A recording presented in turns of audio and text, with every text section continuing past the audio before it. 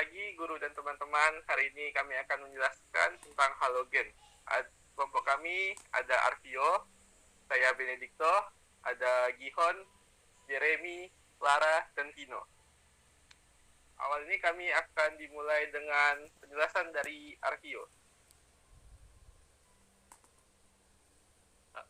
Latar belakang halogen. Halogen merupakan unsur yang sangat reaktif. Unsur halogen meliputi fluorin, klorin, bromin, iodin, dan astatin. Halogen berasal dari kata halogenao, yang berarti pembentuk garam. Halogen juga berasal dari kata halos dan genes. Halos artinya garam, dan genes artinya pembentuk. Maka, bisa disimpulkan halogen adalah unsur-unsur pembentuk garam. Golongan halogen atau golongan 7A terdiri dari unsur fluorin dengan lambang unsur F, klorin dengan lambang unsur Cl, bromin dengan lambang unsur Br, iodin dengan lambang unsur I, dan astatin dengan lambang unsur At. Ada beberapa unsur halogen yang penting dalam tubuh manusia yang berperan dalam metabolisme, yaitu ion klorida yang mengatur osmosis jaringan sel dan plasma darah. Iodin terdapat pada kelenjar tiroid sebagai hormon tiroksin dan ion fluorida untuk pertumbuhan gigi pada anak dan mencegah kerusakan gigi. Oleh karena kereaktifannya, halogen di alam tidak terdapat dalam keadaan bebas. Sumber utama halogen adalah air laut yang mengandung klorida, bromida, dan iode, dan juga yang berasal dari air panas yang mengandung senyawa NaCl dan NaL. Contoh yang ada di Indonesia seperti Beleduk di Kuwu, daerah Purwodadi, Jawa Tengah, dan Watu Dakon di daerah Mojokerto, Jawa Timur. Fluorin dan klorin merupakan unsur golongan halogen yang memiliki kelimpahan di alam terbanyak. Unsur fluorin merupakan unsur yang terdapat pada beberapa mineral di alam, seperti fluoropatit dan mineral fluoritit. Unsur klorin merupakan unsur yang banyak ditemukan dalam air laut dan tabang garam. Bromin terdapat sebagai bromida dalam jumlah yang relatif kecil dibandingkan klorida. Iodin terdapat sebagai iodida di dalam air laut dan sebagai natrium iodat dalam garam Chili. Lalu bab 2 ada sifat halogen. Berdasarkan konfigurasi elektronnya, unsur halogen mempunyai elektron Ns2Np5. Hal ini menunjukkan bahwa terdapat satu elektron yang belum berpasangan yang menyebabkan halogen sangat reaktif dan mudah membentuk ion halida. Yang kedua, dari F ke At titik didih dan titik lelehnya semakin tinggi. Lalu yang ketiga ada energi ionisasi halogen tinggi. Tingginya energi ionisasi menunjukkan bahwa unsur halogen sukar melepaskan elektron valensinya. Jadi ion positif melepaskan elektron valensinya. Jadi ion positif. Lalu yang keempat ada afinitas elektron yang tinggi. Afinitas elektron yang tinggi dari halogen mendukung fakta bahwa halogen lebih mudah membentuk ion negatif. Ada yang kelima, energi diosiasi ikatan. Energi diosiasi ikatan merupakan salah satu ukuran mudah tidaknya molekul halogen berubah menjadi atom-atom halogen. Lalu yang kedua ada sifat kimia halogen.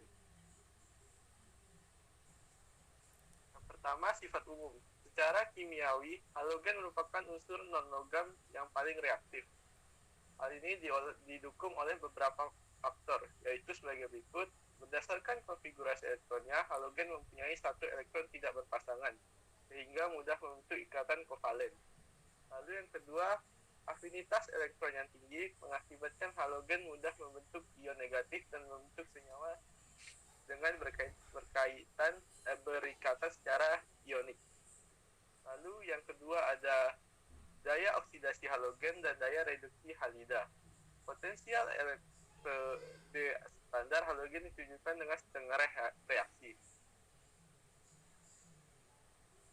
Semua halogen mempunyai potensial elektroda positif. Hal ini menunjukkan bahwa semua halogen merupakan oksidator dan mempunyai kecenderungan daya oksidasi. Selanjutnya dilanjutkan oleh Clara. Baik, di sini saya akan menjelaskan reaksi-reaksi halogen. Yang pertama, reaksi halogen dengan unsur logam.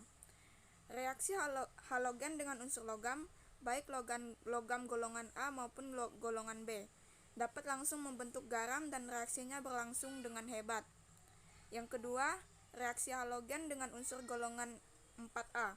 Kecuali dengan karbon, halogen dapat bereaksi langsung dengan semua unsur golongan 4A membentuk senyawa halide.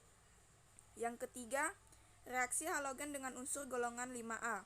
Kecuali dengan N2, halogen dapat bereaksi berlangsung dengan unsur golongan 5A pada suhu kamar. Yang keempat, reaksi halogen dengan halogen lainnya. Reaksi halogen dengan unsur halogen lainnya dapat membentuk senyawa antar halogen dengan rumus molekul XY dengan Y lebih elektronegatif daripada X dan N merupakan bilangan ganjil. Yang kelima, reaksi halogen dengan gas hidrogen. Reaksi halogen dengan gas hidrogen berlangsung sangat hebat membentuk gas hidrogen halida. Yang keenam, reaksi halogen dengan air. Fluorin dapat mengoksidasikan air dan menghasilkan gas oksigen. Jika gas klorin dialirkan ke dalam air, klorin akan mengalami reaksi disproporsionasi. Reaksi tersebut berada dalam kesetimbangan sehingga di dalam air masih tetap ada gas klorin.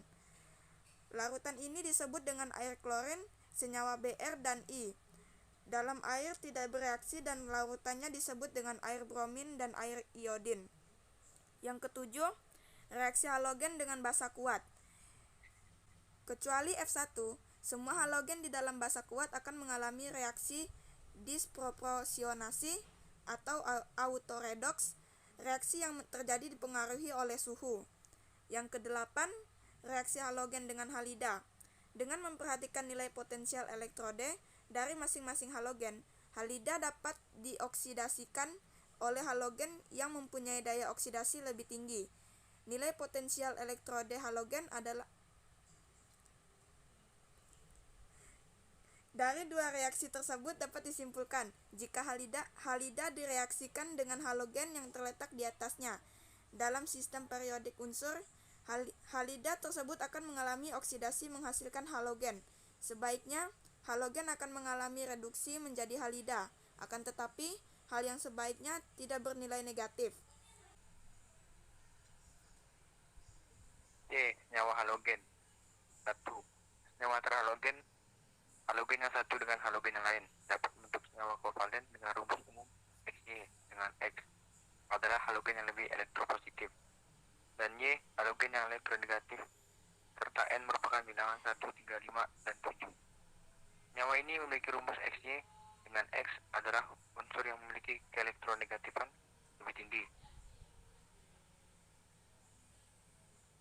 Yang kedua ada senyawa oksida halogen. Semua halogen dapat membentuk senyawa oksida fluorin, dapat membentuk oksida O2 dan O2F2 yang disebut oksigen fluorida. Senyawa O2F2 merupakan zat padat berwarna kuning jingga yang biasa digunakan sebagai bahan bakar roket. Senyawa oksida klorin punya bermacam jenis, yaitu Cl2O, Cl2O3, ClO2, Cl2O4, ClO6, dan Cl2O7. Senyawa oksida klorin tidak stabil dan cenderung meledak. Ketiga, senyawa halida. Senyawa ini paling banyak terdapat dibandingkan senyawa halogen yang lain. Senyawa ini terbagi atas dua, yaitu pertama senyawa hidrogen halida atau HS. Senyawa hidrogen halida pada suhu kamar merupakan gas yang mudah larut dalam air. Larutannya dalam air bersifat asam hingga sering disebut asam halida. Senyawa HF dikelompokkan sebagai asam lemah, sedangkan HCl, HBr, dan HI merupakan asam kuat. Kekuatan asamnya meningkat dari F ke HI. Peningkatan kekuatan asam ini berhubungan dengan jari-jari atomnya yang semakin panjang sehingga kekuatan ikatan HX semakin lemah. Semakin lemahnya kekuatan ikatan tersebut mengakibatkan semakin mudahnya ion H+ terlepas jika berinteraksi dengan H2O dan larutan. Kedua, garam halida. Garam halida dapat terbentuk dari interaksi langsung antara logam dengan halogen. Semua garam halida mudah larut dalam air, kecuali garam halida dari perak, timbel, raksa, dan tembaga. Karena endapan perak, halida, dan timbel, halida dari reaksi ion halida dengan perak dan ion timbel. Digunakan digunakan untuk identifikasi adanya ion halida di dalam suatu larutan. Endapan perak klorida dapat larut dalam amonia encer, sedangkan perak bromida tidak larut dalam amonia encer, tetapi larut dalam amonia pekat. Sementara itu, perak iodida tidak dapat larut dalam amonia encer dan pekat. Endapan perak klorida dan perak bromida dapat larut dalam amonia karena membentuk ion kompleks dengan reaksi sebagai berikut: AgCl tambah 2NH3 AgNH3 2 tambah CfAq. Untuk membedakan ion F dan Cl, maka ke dalam larutan tambahkan Ag+, misalnya AgNO3. Jika tidak terbentuk endapan, berarti ion halidanya adalah ion F, dan jika terbentuk endapan putih, berarti ion halidanya adalah ion Cl. Untuk membedakan ion Br dan I, maka larutan direaksikan dengan Ag. Endapan yang terbentuk di dekantasi, kemudian ditambahkan NH, pekat. Jika larut, berarti yang ada dalam larutan adalah ion Br, dan jika ada dalam larutan adalah ion Br, dan jika tidak larut, berarti yang ada dalam larutan adalah ion I. Yang keempat adalah senyawa oksihalogen. Selain membentuk oksida dan halida, unsur halogen dapat membentuk senyawa-senyawa oksihalogen. Garam oksihalogen lebih stabil daripada asamnya. Asam oksihalogen sedikit larut dalam air. Asam oksi memiliki struktur umum HOX. Kekuatan asam oksihalogen ditentukan oleh kekuatan ikatan HO dan ikatan OX. Jika ikatan OX lemah, ikatan HO kuat, dan berlaku sebaliknya. Semakin lemah ikatan HO, maka semakin mudah asam tersebut terionisasi dan membuat asam semakin kuat. Kekuatan ikatan OX dipengaruhi oleh dua faktor, yaitu keelektronegatifan dari X dan banyak sedikitnya atom oksigen yang mengelilingi X. Semua halogen dapat membentuk senyawa oksihalogen kecuali fluorin. Larutan ion oksihalogen dapat diperoleh dengan mereaksikan halogen dengan basa dalam suasana asam. Senyawa oksi merupakan oksidator kuat. Kegunaan halogen. Yang pertama, kegunaan fluorin. Fluorid digunakan pertama kali untuk mencegah gigi berlubang pada tahun 1940 dengan klaim sebagai berikut. Untuk mencegah enzim yang memproduksi asam dan mengembangbiakan bakteri mulut yang akan merusak enamel gigi. Untuk mengikat ion kalsium supaya memperkuat enamel gigi, khususnya dalam usia pertumbuhan. Yang kedua, kegunaan klorin. Fungsi utama klorin adalah menghambat pertumbuhan serta membasmi bakteri dan berbagai jenis mikroba.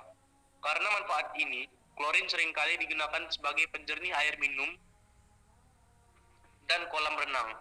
Tak hanya itu, klorin juga digunakan sebagai bahan aktif dalam produk pembersih rumah tangga atau produk pembalut. Yang ketiga, kegunaan bremin.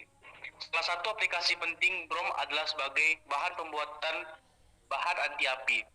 Brom digunakan pada industri plastik dan pada berbagai produk seperti kabel, konektor, karpet, cat pelapis, dan peralatan dapur. Yaitu, klorin juga digunakan sebagai bahan aktif dalam produk pembersih rumah tangga atau produk pembalut.